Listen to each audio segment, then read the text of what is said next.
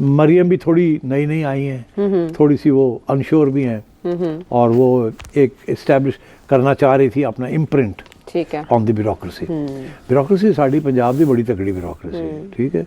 बड़े पढ़े लिखे हैं, बड़े चालाक हैं, बड़े तेज़ हैं, और अभी हाल ही में जिस किस्म की उन्होंने हुकूमत चलाई है, और वो किसके कहने पे चलाई है वो सबको पता ही है, ठीक है ना।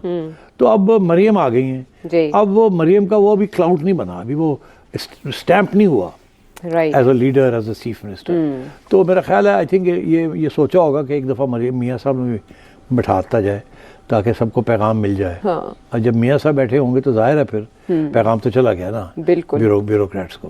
हाँ कि आई नो मैंने ये मुल्क चलाया है, मैंने पंजाब भी चलाया है, तो मुझे पता है क्या होता है और क्या नहीं होता। और so I think it was meant in that sense, और कोई नो बिग ऑफेंस मेंट, कोई हर्ज नहीं है।